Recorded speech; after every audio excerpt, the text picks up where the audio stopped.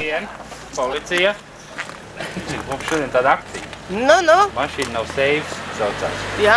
Tas ir, lai mēs tagad informējam cilvēkus, lai viņi neatstātu vērtīgas, pirmkārt, lai neatstātu vaļā mašīnu, tad iet prom, lai vērtīgas mantas neatstātu mašīnu. Es katru dienu atstāju vaļā, jo es nevaru atslēgt. Tas ir ļoti slikti, tad policijai vairāk darba līdz ar to. Jā.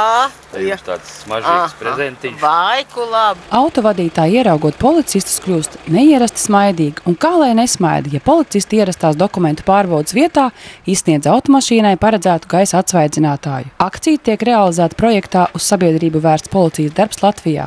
Tās mērķis ir katru autovadītāju uzrunāt individuāli, izsniedzot izdeles materiālus, kam pievienots neliels informatīvs apraksts ar pamācībām, ko darīt, lai nenotiktu zādzības no spēkratiem. Neatstāt automašīnu nakts laikā, teiksim, neapgaismotās vietās, neatstāt automašīnā vērtīgas lietas, redzamās vietās, neatstāt automašīnu vaļā jau pirmkārt.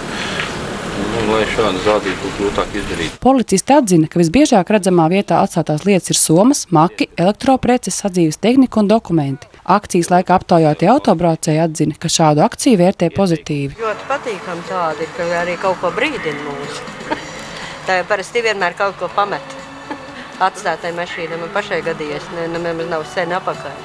Aizmirs naudas, māk ejot pie dakteru, nav saprast, kur ir mierīgi uz sēdekli atstāju. Pazaudēt var ātri, tādu būtu grūti. Man nekā vērtīgi nav. Nekad nav gadījies būt. Nē.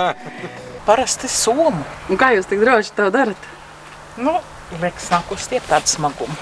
Līdz fiks ātri vajag. Man viss ir somiņā vērtīgais un somis ņem līdzi. Kā ar mašīnu slēgšanu?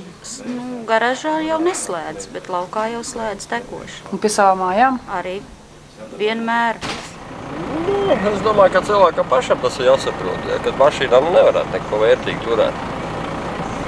Jo šodien ir tāda laika, ka zog acis no 5 laukā.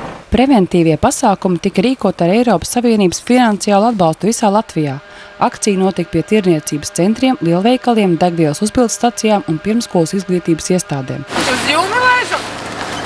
Jā, tur mašīnas apgrozās vairāk. Sižetu veidoja Aivita Emerberga.